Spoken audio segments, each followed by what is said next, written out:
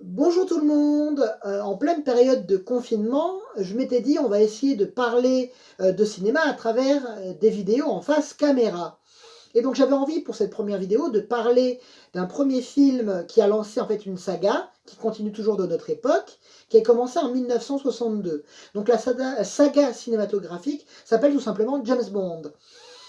Il faut savoir que James Bond à la base n'est pas qu'un personnage de fiction de cinéma, mais un personnage de roman. Le premier livre de la saga James Bond a été publié en 1952 par Ian Fleming. Alors pourquoi est-ce que Casino Royale n'est tout simplement pas le premier film de la saga James Bond au cinéma? C'est tout simple, c'est que les producteurs de l'époque, Harry Saltzman et Albert Kubi R. Broccoli, ne devaient pas trop s'amuser à l'école avec un nom pareil, n'avaient pas les droits et ont décidé de commencer pour un premier film par Opération Tonnerre. Sauf qu'il y a eu un autre coup de théâtre, c'est que le roman Opération Tonnerre a été coécrit par un certain Kevin McClory. Ils n'ont pas réussi à se mettre d'accord et finalement, ils ont décidé d'adapter Doctor No. Après, c'était beaucoup plus simple et plus approprié, à savoir qu'ils avaient un budget assez restreint pour commencer, contrairement à nos jours. Et le roman, l'histoire de Doctor No s'y prêtait parfaitement. De un, parce que ça se passe dans un lieu unique, à savoir la Jamaïque, et que l'intrigue est assez simple. On va résumer grosso modo. Il y a un agent de liaison qui s'appelle le lieutenant Strangways qui a été envoyé par les services de secret anglais, donc le MI6, pour enquêter sur un fameux docteur peut-être fou qui s'appelle tout simplement Docteur No et qui vit sur une petite île Cape Key au large de la Jamaïque. Au bout d'un moment, cet agent de liaison Strangways n'aimait plus, parce qu'à cette époque on émettait, et tout simplement, on découvre par la suite qu'il a été assassiné.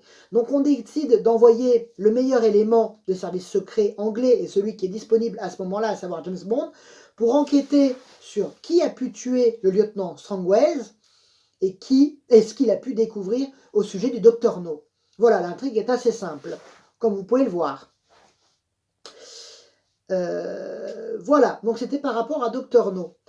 Et comme je l'ai dit, ce n'était pas le premier roman.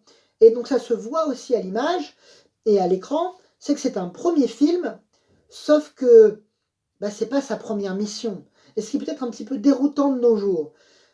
Quand il est convoqué donc, par M, le chef donc, des renseignements anglais, on découvre très vite que James Bond, ça fait au moins une dizaine d'années qu'il est sur le terrain. C'est pas sa première mission, il est rodé au contre-espionnage.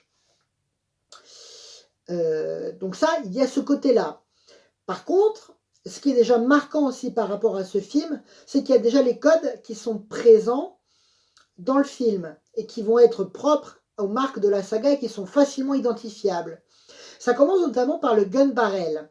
Donc il faut savoir que le gun barrel, c'est tout simplement en fait donc, le revolver qui apparaît déjà avec le thème de James Bond et on voit James Bond qui marche, qui se retourne et qui tire. Et tout d'un coup, il y a une marque de sang et il y a le canon qui bouge et qui après va un petit peu de côté de l'écran pour amener finalement à la scène d'ouverture du film. Donc il y a déjà ça. Et il faut savoir que déjà, cette scène a été filmée d'un angle d'un vrai canon de revolver. Et par contre, le personnage, enfin James Bond qui apparaît à l'écran, n'est pas Sean Connery, mais son cascadeur Bob Simmons. Et en fait, Sean Connery n'apparaîtra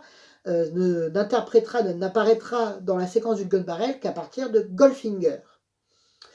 Il y a également aussi le thème James Bond qui a été composé par Marty Norman et qu'on compare et qu'on dit souvent à tort que c'est John Barry. Non, c'est Marty Norman qui l'a composé et c'est John Barry qui l'a arrangé.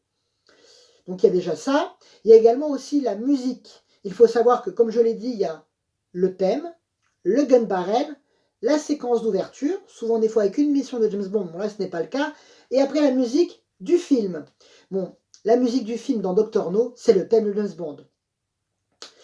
Après, on a la présentation de la mission, mais grosso modo, on a la phrase mythique, la réplique culte plutôt, de Bond, James Bond.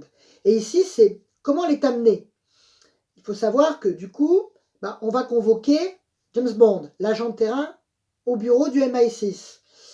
D'entrée de jeu, James Bond en fait est dans un casino de poker qui s'appelle Le Cercle, avec une ambiance un peu française, un peu Louis XVI, ce qui est un petit peu recherché pour montrer que aussi le personnage a des goûts de luxe.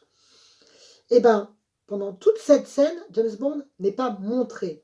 Il faut d'abord savoir que on va voir la table de poker, on va voir la femme qui va jouer face à James Bond, et on va surtout voir les mains de James Bond, on va l'entendre parler en contre-champ en voix off, qui va s'adresser à la femme. Donc à la fin, il gagne la partie, et la femme elle va dire, ah ben on pourra à charge de revanche, on pourra rejouer, etc. Et donc du coup la femme dit son nom. Elle dit d'abord son nom et son prénom. Et finalement, elle aussi elle lui dit, et vous êtes? Et là, tout d'un coup, la caméra se focalise sur le visage de Sean Connery, sur James Bond, qui a une cigarette au bec, en train de l'allumer, qui dit de façon tellement classe, Bond, James Bond. Ça aussi, c'est un des codes.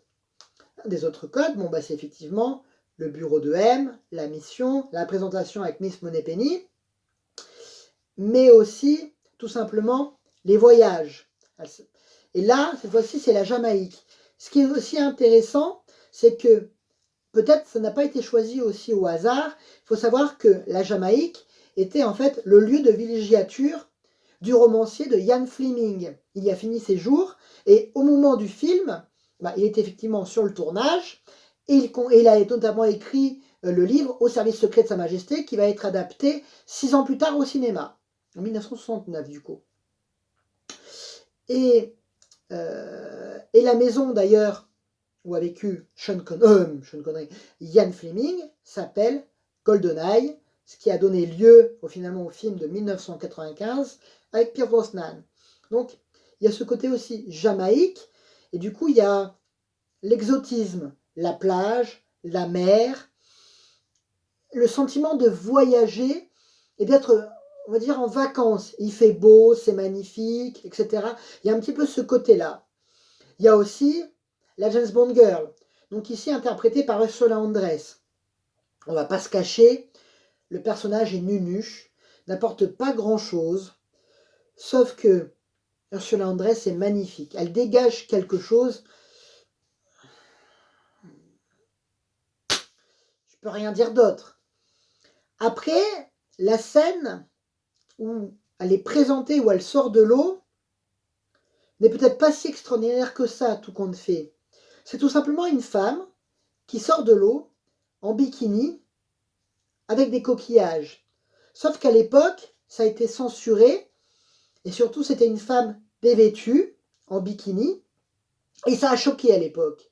D'ailleurs, le bikini s'est très bien vendu, et a été qui a lancé une mode, aussi à cette époque-là, dans les années 60. On peut par exemple parler aussi, où ça a rendu en hommage, dans Meurt un autre jour. Pareil, ils ont fait un petit clin d'œil pour montrer que la saga avait 40 ans avec Halle Berry. Pareil, on voit là, on voit cette image de Halle Berry qui est également aussi magnifique en bikini qui sort de la plage. Pareil, avec le contexte actuel, cette scène ne marque pas plus que ça. Sauf que dans le contexte historique, ça a marqué. Et c'est ça aussi qui a permis d'ancrer James Bond dans la culture populaire, par ces petits codes par-ci par-là. Après, aussi un des autres codes, c'est le méchant. On est dans des décors là aussi paradisiaques, dans un espèce, c'est pas un volcan, mais on a une espèce de cratère où, avec des décors magnifiques et où le méchant a un aquarium, etc. Enfin, là aussi, enfin, peut-être que je manque d'argumentation de ce côté-là, mais on a sur un personnage, un méchant, qui tout simplement est là pour conquérir le monde, pour parler face à James Bond et qui explique son plan et qui finalement va se faire tuer en rien de temps. Et déjà, il a des mains gantées. Donc un petit peu, vous savez, un petit peu comme le pingouin dans Batman Returns, dans Batman le défi. Il y a un petit peu ce côté-là. Et aussi, bah, le personnage donc du docteur No va dire qu'en fait, il fait partie d'une organisation criminelle qui s'appelle le SMERSH. Alors là aussi, peut-être, c'était par rapport au livre, sauf que quand c'est expliqué dans le film, c'est pas totalement clair. Ça va être un petit peu mieux expliqué à partir de Bon baiser de Russie, qui va être le deuxième film. À partir de là, on va comprendre que le personnage fait tout simplement partie du spectre. Et finalement, c'est pour ça que c'était peut-être beaucoup plus simple d'adapter aussi ce film pour parler en fait de cette organisation, mais de façon un petit peu anecdotique, pour véritablement bien la lancer dans Bon baiser de Russie, et aussi dans Opération Tonnerre, où en fait le personnage de Largo est tout simplement le numéro 2 du spectre, à savoir Blofeld. Donc ça aussi. En, en avis global, Dr No est très bien. C'est peut-être pas le meilleur, c'est un lancement. Il a quand même assez mal vieilli, surtout aussi par son manque de budget. Mais s'il faut commencer par James Bond, c'est peut-être pas par celui-là qu'il faut commencer. Après, vous commencez soit peut-être par... Moi j'aurais dit, par rapport à Sean Connery, moi évidemment il y a Goldfinger, mais il y a peut-être Bon baiser de Russie, pour moi qui sort du lot. Mais il y en a plein. Moi c'est compliqué parce que je n'ai pas commencé par celui-là. Mais quand j'ai vraiment voulu me lancer à fond dans James Bond, ben, j'ai commencé par celui-là. Parce que pour moi, c'était la suite normale, la suite logique. Sauf qu'il n'y a pas de logique dans James Bond. Il n'y en a pas. Il n'y en a aucune. Peut-être à part les Casino Royale par rapport à Daniel Craig, mais il n'y a pas de logique. Et comment voulez-vous qu'il y ait une logique dans une saga où il y a 25 films et où il y a 6 acteurs différents qui ont interprété James Bond? Et où finalement il y a un éternel recommencement de la saga pour la moderniser, la remettre au goût du jour. Et c'est ça qui est bien aussi. C'est que finalement, dans un James Bond, à chacun, on va demander, pour toi, quel est ton meilleur? Certains vont dire, bah, pour le côté plus fidèle, ça va être Sean Connery, parce qu'il colle plus au personnage, par rapport à la fidélité, par rapport au roman, et aussi par rapport au contexte de la guerre froide. George Lazenby, ça va être compliqué, mais grosso modo, tout le monde va dire, l'un des meilleurs films, c'est Au service secret de Sa Majesté. Et c'est aussi paradoxal, c'est que c'est l'un des meilleurs films, mais avec le plus mauvais acteur, James Bond. Il n'en a fait qu'un d'ailleurs. Après, certains vont dire, bah, ça va être Roger Moore. C'est celui qui a duré le plus longtemps, il en a fait 7. Ça a d'ailleurs été un petit peu pénalisant sur la fin, et un peu moins crédible, parce qu'on le voyait très âgé, et qui, au niveau cascade, c'était absolument pas crédible. Mais il y avait l'humour anglais, et so british, comme je disais, qui collait au personnage, et qui a permis aussi à Roger Moore, et qui a permis de redynamiser un petit peu la saga, qui finalement était en perte de vitesse au début des années 70. Après, il y a eu Timothy Dalton, qui a eu l'idée de réincarner son côté un petit peu plus froid, plus sérieux, et pour dire, ben, personnage, c'était pas totalement un guignol. Donc il y a ce côté-là, que certains vont dire, on veut, et qui finalement correspond un petit peu aussi à Daniel Craig. Après, d'autres vont dire, ben moi je préfère plutôt Pierce Brosnan, parce que finalement c'est un patchwork entre Sean Connery, entre le côté brutal, et Roger Moore, le côté humour à l'anglaise, et le côté classe. Donc il peut avoir ça, et après, il y a Daniel Craig, bah, pareil, parce qu'il a redynamisé, il a donné le côté plus réaliste, plus sérieux, brut de décoffrage à la saga James Bond. Donc voilà ce qui était pour moi un ressenti sur une saga que j'adore, dont j'ai tous les films, et où bah, je voudrais peut-être de temps en temps parler, peut-être par ordre chronologique, des films. Donc j'espère que ça peut vous plaire, et que bah, éventuellement vous serez amené peut-être à me suivre pour d'autres vidéos. À bientôt, bonne semaine, et surtout, de bons films!